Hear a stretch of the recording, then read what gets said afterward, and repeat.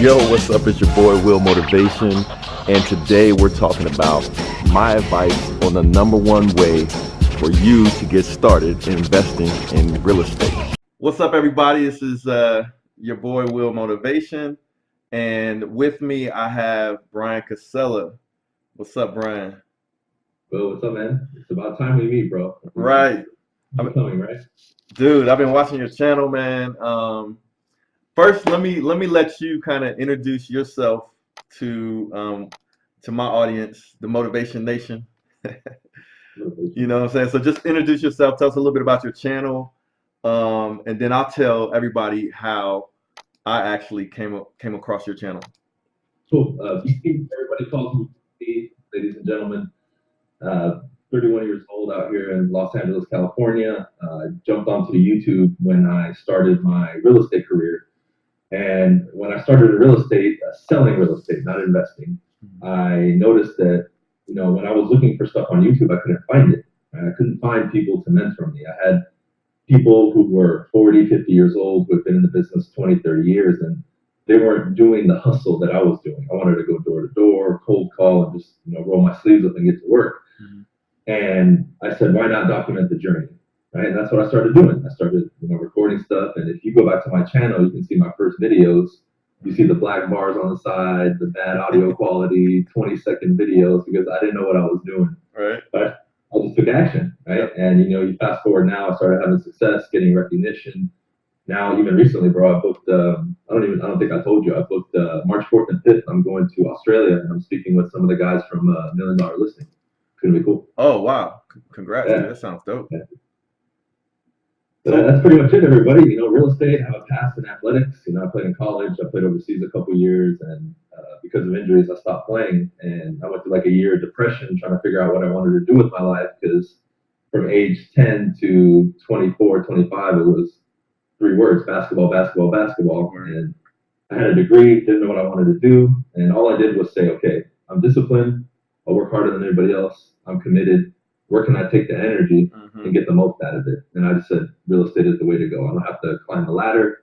I get paid in proportion to how much I produce. If I sell more than everybody else, I get paid more. And this is a dream right here. This is an athlete's dream. Did somebody kind of point you in that direction, or you figured it out on your own? I remember driving by, bro. The first office I was at was the Century 21 office in Downey, California. And I drove by, I was on my way to another place, I think, to interview for a job. And you know how they have those banners outside that say make 100,000 your first year? Yeah. So I saw it. I'm sure like one dude did that and they posted a story, but I said, let me meet that guy and pick his brain and see how he did it. And I just walked in and the rest was history. That's dope, man. Congrats on that. So where are you from? Well, my family's from Argentina, South America. I'm the first one born in America, born and raised in LA, and we pretty much bounced around from my birth up until I was probably like 15. Then we kind of moved out to the area that I'm at. I'm in Rolling Heights / Diamond Bar, which is like the border of LA County and Orange County. Dope, man. So yeah. I'm gonna kind of tell the audience how I found your YouTube channel, because it looked like we kind of had a very similar progression and actually a very similar mindset. So the way I found your channel, dude, is probably like everybody else when they have their eye on a certain car that they want, like car guys, right? Yeah. You got your eye on a certain car that you want, you start looking on YouTube for all of the videos about that car, right? Yeah. So, and man, I think the timing was about the same too.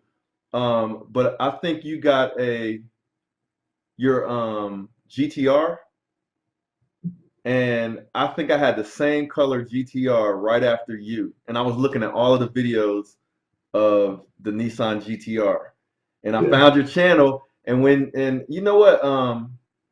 This was before, okay, I had like a YouTube channel, but I wasn't really trying to be a character on YouTube and do anything. I would just take videos of my car, like when I would change the exhaust, and I would share it and on the forums and stuff like that, right? But when I saw your video, man, you were sitting in front of your garage with your GTR behind you, and I forget what the title was, but it was something like I think it had to do with your age. You were a young guy that basically got your dream car, and I sat there and watched the video. I was like, man, this dude thinks like me, man. I can see that you're motivated, and I want to say in that video you might have mentioned going to the next level and getting a Lambo or something like that, or I can't quite remember. But that's how I found your channel, man. I was looking for GTR videos. I found that, and then I subscribed. And funny enough, man, I think we got the Lambos around the same. You got your Lambo last fall? When did I get it? I got it in the end of July, July 30th of 2017. Okay, so I got my I got my white I got the 580-2 right around that time in July. Yeah, I got mine in July as well.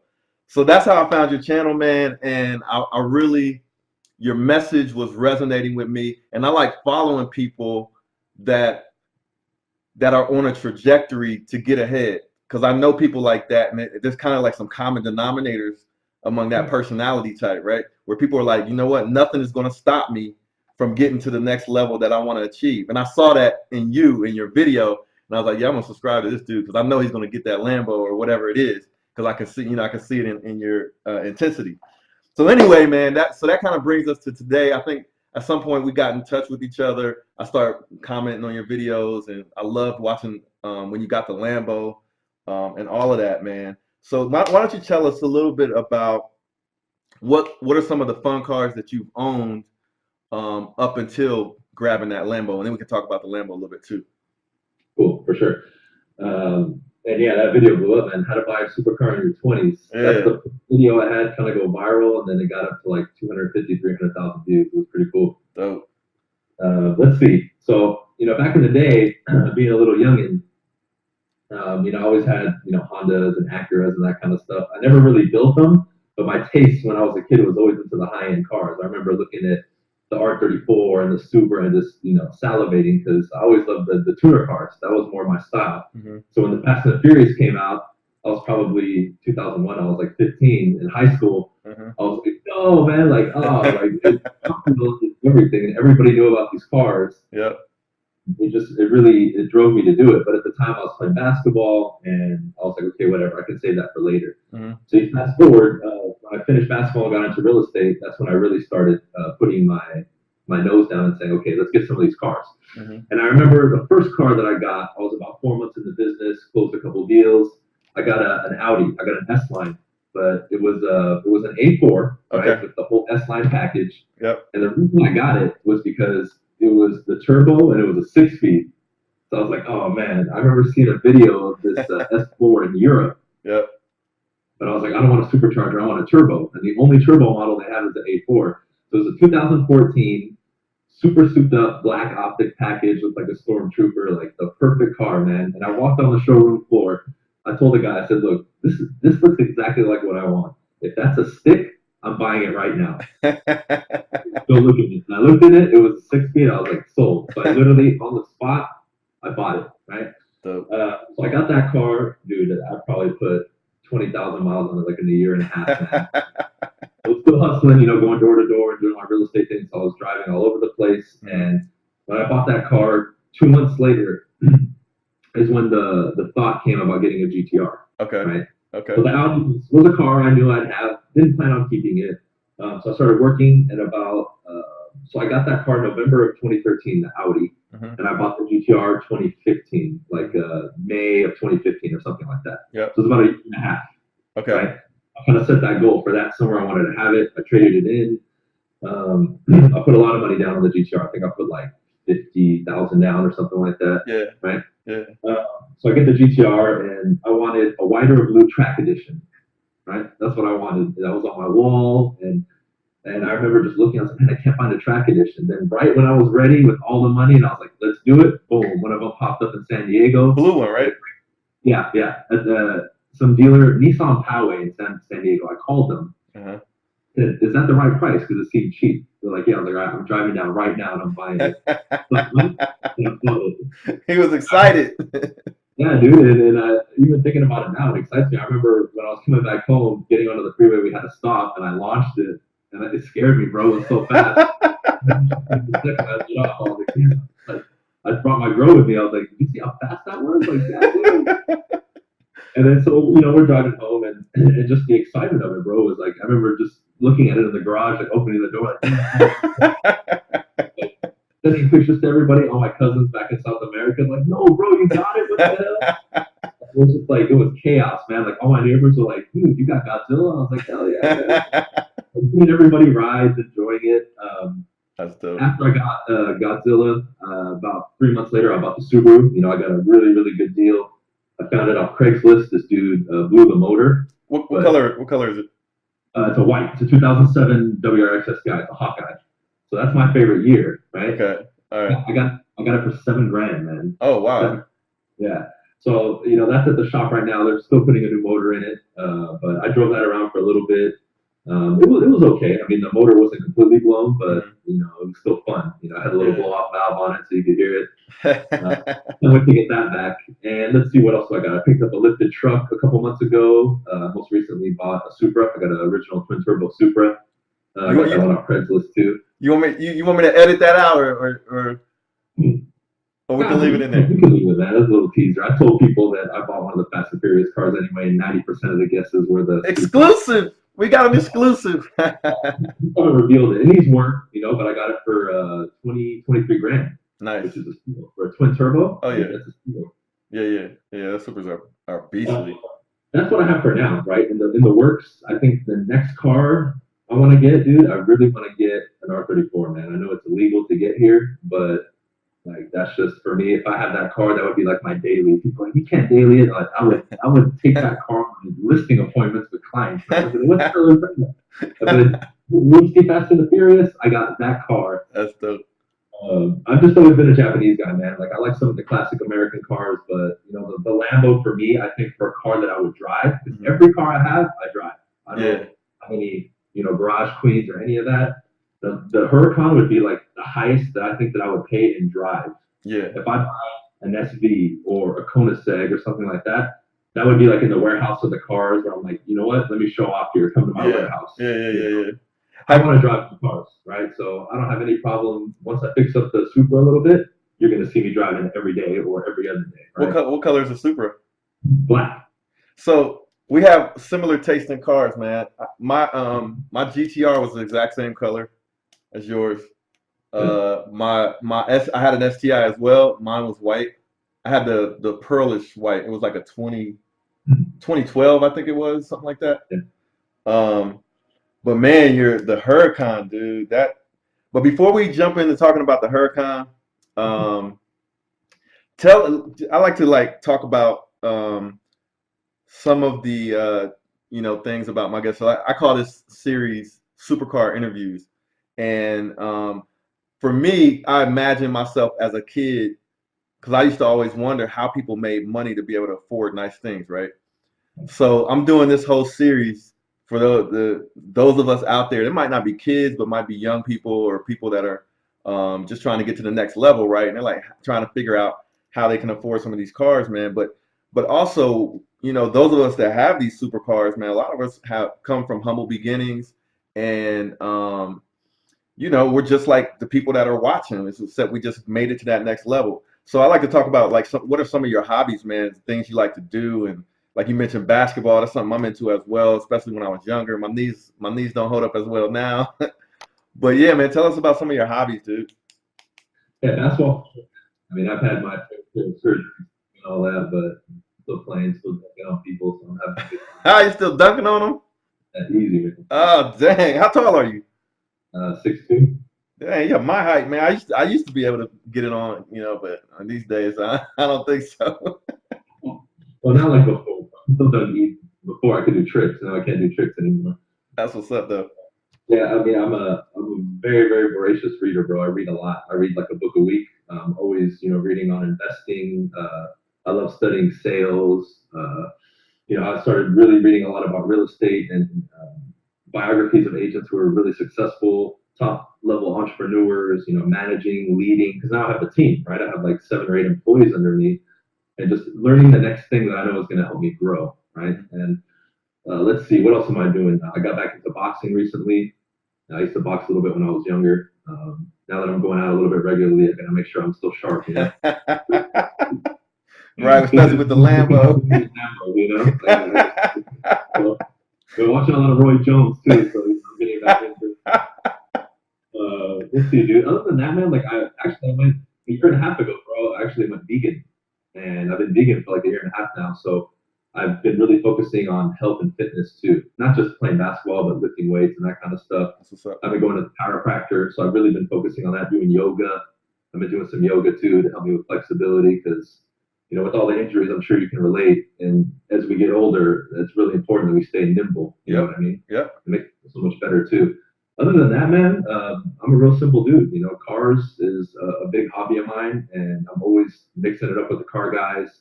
If I can ever schedule something for the weekend, if I'm not working in real estate or doing something or making videos, with the car guys. I even still hang out with a lot of the GTR guys because they're the ones who actually drive. So it's 10 GTRs and one Huracan, you know what I mean? Yeah, that's dope though. If I'm not on the hustle or doing one of those things, I'm, in the car. Like even tonight, I was like, I'm just going to go out for a drive. And I went out for a drive for 20, 30 minutes. And I have a long boulevard right by my house, dude. I just open it up. I mean, but I used to go on that boulevard. It's Mexico, bro, technically. Nice, dude. So you mentioned like you do a lot of reading, especially like about investing and things like that. So what are some of your preferred investment vehicles? Like I know you're also in the real estate. Like I do a lot of real estate investing. I've dabbled in the stock market, made a lot of money, then lost a lot of money. But I talk a lot about real estate. But what about you, man? What kind of, and then the reason why I mention this too, so for those of you guys that are out there watching this video, is because if you're thinking about getting a supercar one day, one thing I want you to notice is that people, unless somebody hit the lottery or somehow came across a whole bunch of money that they didn't have to work for, usually those of us that have worked for our money, then we buy a nice car. Usually we are trying to be smart and keep our money, right? So we're investing in different things. So that's why I asked this question to kind of share some knowledge. Well, it's a great question, man. I haven't gotten into crypto like Bitcoin or any of that. I still haven't messed with stocks. I'm about to pretty soon, though. I'm dabbling a little bit. I'm just kind of educating myself and making sure I learn from the right people. But I would say, as far as just straight up investing, it's all in real estate. I have 4 properties that I own in Houston that I rent out. But luckily, only one of them got affected by all the flooding and everything. What made you choose Houston? I learned through Mike Wolf, the guy who taught me an investment strategy at the tax deed auctions. Oh, nice. Okay. Yeah, and they're slightly more competitive now, but basically what you learn in that program is you fly out there, right? He teaches you how to invest his strategies. He has one in Houston. He also does another one in Kansas City, Missouri, and then he has one in Atlanta. They're all different strategies, but he kind of teaches you and he connects you with this team. So you learn everything, and then now, from the comfort of my home, they'll email me the list of houses a couple days before that are going to go up to auction. I can send Brian, the other guy there, to go take video of the property, pictures, or whatever. I can then tell him, okay, property A, I want you to bid up to this much. Property B, he'll go, and they only charge you if they win at the auction. Nice. Right? Okay. Now, in Texas, in Houston, there's the 6-month redemption period where the owner can come back and redeem the property. But if they do it, whatever I paid, I get that plus 25%. Oh, that's decent. Yeah, I still make money. Yeah. Right? 25% return is pretty damn crazy. Yeah. 6 months, right? Yeah. And that's just one strategy that I used to pick up those 4 properties. Now in LA, I went half with a guy, half and half on a duplex over here that's like in South Central. And we rent it out. So I'm making a little bit of money off that. But those 4 properties in Houston that I own free and clear, and then the one in here in South Central, I'm probably total cash flowing around low 4,000s a month. Nice, dude. Right? Nice. Yeah. And when I financed the Huracan, my payment's about $2K, 48 months. It's like just over $2K. So that and my office where I work out of with my team is pretty much paid for by the investments. Right? And we can, later on, if you want, we can talk about some of the other streams of income I have. But as far as investing, dude, it's all real estate. That's what I learned. It's what I know. Why not, Heck yeah, bro. Dude, so congratulations on that, man. And it's funny because all of us that are kind of into real estate and investing in real estate, there's so many different ways to make money in real estate, and there's so many ways to make deals happen. So like I've never done the strategies that you just mentioned. I've never done. Like my main strategy, the way I picked up my portfolio was through HUD. Yeah. So I don't know what it's like in California, but basically I would just go on HUD home store website Yeah. and and of course my timing was good, but I just started trying to buy as much as I could, and then I started getting some more relationships where I could get money from the banks and stuff like that. But what you just told me, man, like that like piqued my interest to the point where I don't know if you've done a video on it or that kind of thing, but I would be like, yeah, I want to learn more about that because for those people that are watching, um, like there's so many different ways to make money in real estate, and like what Brian just mentioned is something that I've never done, and I've bought about 30 some properties at this point, and I've never even done that. So imagine the more tools you have in your tool belt to kind of pick up properties and that kind of thing, the better of an investor you'll be. So, and then there's like the whole country. Like if you're in the United States and you can buy property in the United States, you have the whole country as your catalog. So, so kudos to you on that, Brian. Man, that's dope, dude. I got to learn something from you on that. So I'll be going through your video catalog, see if I can find anything. I think I made one a week ago outlining that strategy. Dope, dude. Yeah, I'll check it out, man. So tell us, man. Tell us the story, dude. So this is what it's all about. Like supercar interviews. Everybody's kind of got a background of who you are. We talk about some of your older cars, man, but now you have the Lambo. So tell us kind of like the story leading up to the Lambo, and then kind of like how you were able to justify it. Because I think I remember watching one of your videos. I think you were saying that you could have bought it, before, Yeah. but you were waiting for the right time to buy it based on your own criteria and finances or whatever. So that's kind of interesting to me too because when I bought mine, dude, I had a totally separate before I even got into real estate. I had a software company, and I made a lot of money with my software company, but I could never justify buying a Lambo because I didn't have any investments, like any strong investments that were making me money, right, on a month to month basis. So I was like, how can I buy a Lambo before I have any investments? So for me, that was my once I got that in place, then I started to feel like, okay, maybe now I can go ahead and get a Lambo or something like that. So yeah, just tell us a story, man, about how you kind of came to grab that beautiful Huracan. Yeah. Well, we all had that Lambo on our wall when we were a kid, and I had that up, and it was a Countach. That's the one I had up, but Yep. I was looking at the Countach prices. I was like, yeah, I can't get that yet. So, the Huracan, the way I looked at it was, okay, I started, I was about a year into having the GTR, and I said, okay, my income's increasing. The first thing I need to do, aside from my investments, is have other streams of income, right? I think now I have about 8 or something like that, right? Nice, nice. So I started making money in real estate as an agent making sales, right? So my first year, I think in commission, I did like 120 grand gross commission. Then I doubled it the next year, and then I kept like doubling it or almost doubling it every year. But I said that's all good, but what if the market crashes? What do I do? Mm-hmm. Right? I don't want to be stuck with the $2,000 payment on the Lambo, Mm-hmm. which is like the max that I put in my mind, Mm-hmm. right? Mm-hmm. I see all these lease offers for 4,500, 5K, and you can't even drive it. I was like, no way, I'm doing that. Yeah. So, I started doing some stuff on YouTube, and now I have the YouTube ad revenue, right? I started a mastermind with 2 other realtors that we now have grown to 25 people. Mm-hmm. But the 3 originators, we don't pay to be in it. Everybody else pays to be in it. Mm-hmm. So we're making a monthly revenue off that, right? I'm making a couple grand a month off that, right? I have products that I sell, sales products, right, for people, real estate, non-real estate. I'm making money off that. I'm doing speaking events every month now, right, that are paid now. Like I just spoke at the Beverly Hills Association of Realtors. They invited me, and now I'd start taxing them. I'm like, well, I've done 100 free, talks for local boards and all this. My fee now is 2,000. Mm-hmm. They're like, okay, hold on. And they call me back 20 minutes later. They're like, all right, dude, we'll give you 1,500. Kudos. All right. Kudos. That's dope. And that's a lesson for everybody watching. If you ASK, you GET. Yes. You ask, right? Yes. Because people go, oh, who do you think you are? Well, I'm worth $1,500 for an hour. That was 1 hour, bro. 1 hour. Yeah. And that's the way you guys got to think. Yeah. Right? Time is money. Yeah, for real. So I have that, and obviously the real estate investments and some other stuff too that I'm doing. But that was the whole goal. I want to have at least 4 or 5 streams of income to where Now, if real estate shuts off, I have other streams giving me money. And if all hell breaks loose, there's an earthquake in California and real estate's off for 6 months, I'm good. Yeah. I'm not going to be struck biting my nails. Saying, Yeah. Where's Yeah. right? You're making an educated. Yeah. Yeah, because even now, real estate could shut down. I make more than enough money with investments and my side incomes that I'm good. Like Yeah. I'm good. Yeah. Like, you know. And then another thought that I had was the Lambo's my only car payment right now. I said my car payment, my monthly income that I have right now, just from real estate, or I only look at it with my real estate income. My car payments cannot exceed more than 5% total of my monthly income.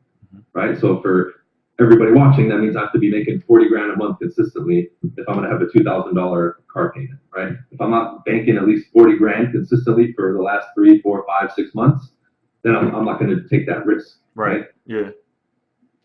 Also, the financing, I got financing through a credit union at just over 2%, right? So over the life of the loan, I think I'm only paying like $4,200 in interest or something, which is nothing. That's excellent. Yeah. Put 50% down. Right, I traded in the GTR, then I cut another check for like 50K on top of it. So boom, there you go. It's like 110 or 112,000 that I put down. So it's really about being responsible, guys, because I think that we tend to get caught up, especially now with YouTube and social media. Like, oh, I want to be the first one to have a Performante. Oh, I want to be the first one to rap. I want to be the first one to have the carbon mirrors. You know what I mean? Yeah. Yeah. And those things crossed my mind, but I said, why rush it? Do things right?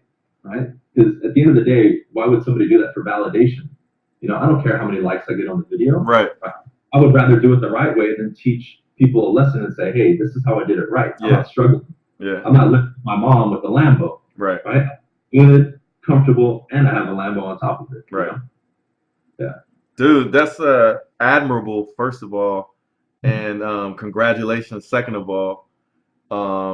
And here's what I want. Here's how my brain is thinking. Like, so if I'm a young guy and I'm listening to you, my brain is saying, well, dang, how did he figure out how to get all of these revenue streams set up? But if you remember earlier in the interview and you listen to some of the things that he's into, he said he reads a lot, right?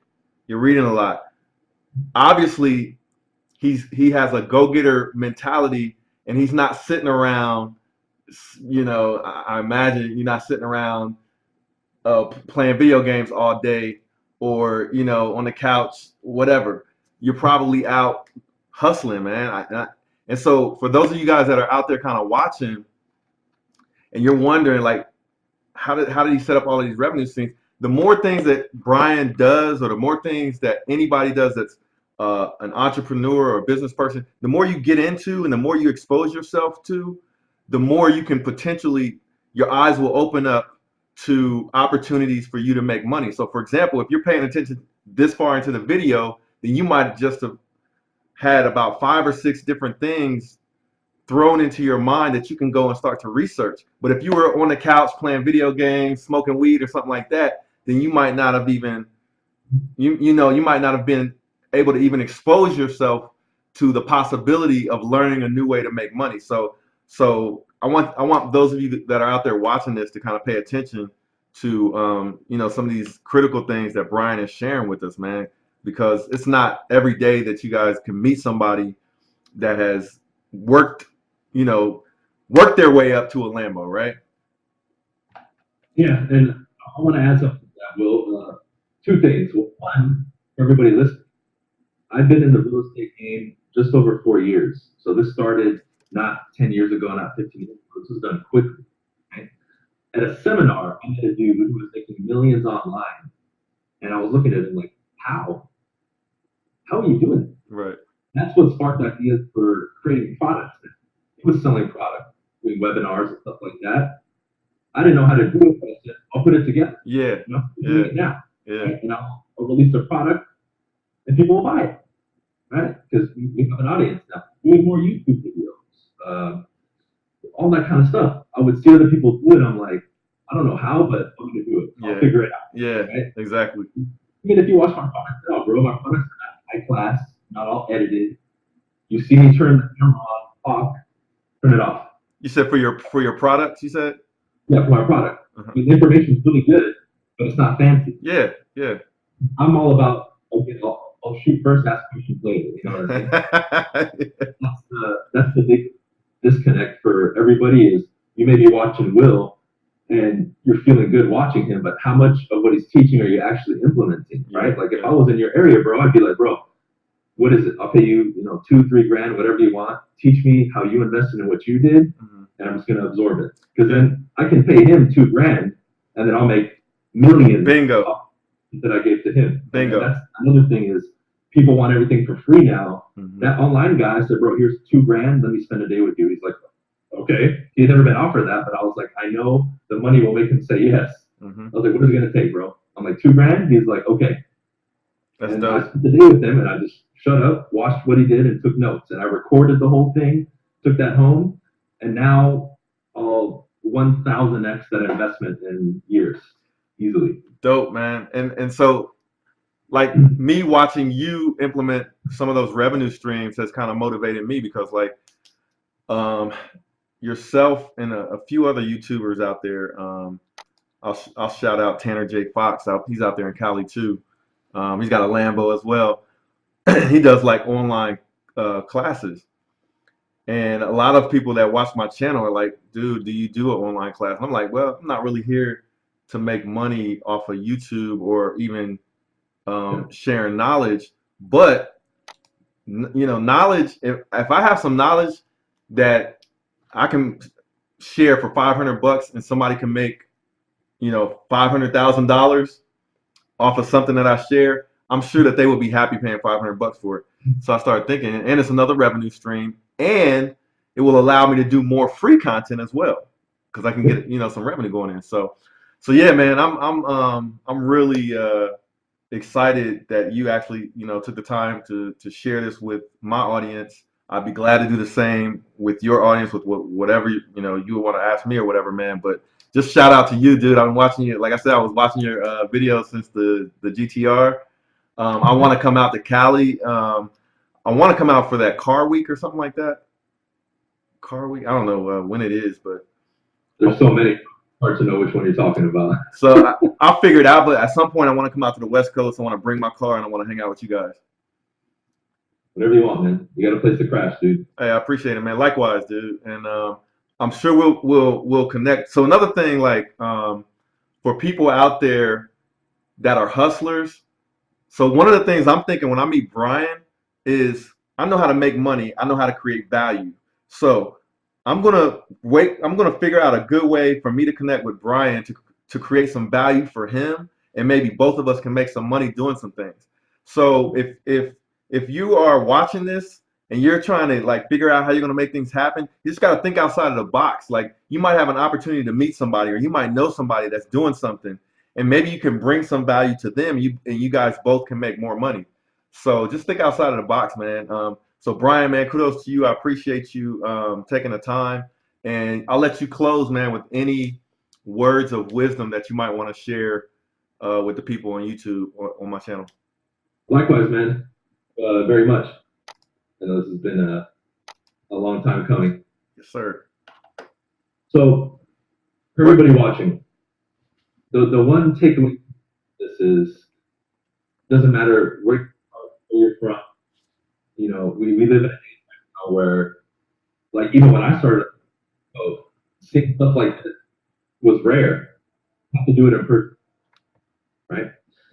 And you have so much in front of you and at your fingertips that I believe you're taking it for granted, right? So what I would say is take it a step at a time, right? If Will tells you or shares with you a new energy, take some notes,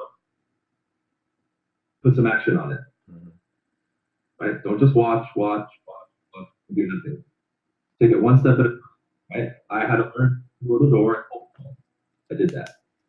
Then I went to the next, and the next thing, and the next thing. And the cool thing is, once you build a little bit of momentum, it's like what do they call it? The hyperbolic curve or whatever. It just goes up a little bit and then it shoots up. Yep. That's what's going to happen with you guys. But it starts with a step. And remember, everything we do, I'm sure we can tell you, it's risky, right? Investing in real estate, stocks, and all that, there's some sort of risk. But you have to eventually take the jump, or else you're going to play it safe. Then you're going to be working the 9 to 5, watching Will, make more money, become more successful. And you're going to be like, man, like what's going on here? He's willing to step outside of his comfort zone and actually take that action. That's really what it's about. I wasn't I was coined as the person who would not be successful in real estate or what I'm doing or in basketball. I played basketball in Europe overseas professionally, right, for 3 years. And now in real estate, rising to the top. And I've had people in everything that I've done, dude, don't waste your time, you're gonna fail. Real estate, you don't even own a suit, you've never done sales, you don't know what you're doing, blah, blah, blah, blah, blah. And look, right? Killing it. Dude, right? The only thing that separates me from other people is I woke up every day, said I'm taking action. Yeah. And I go to sleep the next day and do the same thing. That's it. Yeah. And I failed more than probably all you guys watching have even attempted certain things, right? I can't tell you how many stories I have. I could talk to Will for 10 hours about stories I have from going door to door and cold calling that I could be like, oh man, that was such a bad experience. But it taught me a lot, and I've made a lot of money in the process. I've helped a lot of people, and that's one of the reasons we do these things is to give you that. You know, it's like light the fire under you and say, hey man, get out there and take some action. Because that's what it's about, action. That's the one word, action. Yes, sir. I agree 100%, bro. So, so before we go, if you want to shout out your social media, your YouTube, and then like what are some of the products that people can, like what do you teach, or what are some of the things that people can actually check into that you offer? Sure, yeah. My YouTube channel, I think is youtube.com/Bryan Argentina. That's the official link. My handles are just at Bryan Casella, my name, all of them, Twitter, Facebook, Instagram. And by the way, you guys need to follow Will. He needs more followers on Instagram. I'm actually going to link. I'll put the links to your social media in the description of the video. Cool. I'll tag you right now on Instagram too. And as far as all my products, I would say my products are just for people who are looking to learn how to sell and communicate on a higher level. And I think that's really going to help you guys because I've really been able to penetrate these circles of exotic car owners and that kind of stuff just because I've been very good at becoming very social with people and good with people, and that's a skill. Oh yeah. And Will can attest to this because he grew up just like me even before some of the social media stuff was really big. Mm-hmm. When you still had to go out and talk to people, we live behind apps now, so the power of being able to communicate on a high level, not even on a high level, ladies and gentlemen, just pretty good. Yeah. Will afford you so many opportunities that otherwise you'll never have, right? And that's really what I focus on: sales and communication. That's it. Excellent, dude. So, man, kudos to you. Congratulations for all your success. You got a brother in me, so I appreciate you. And on behalf of my audience, thank you. No, likewise, man. Appreciate you being here. The first of many. All right, brother. I'll talk to you later, man. Later. Okay, peace.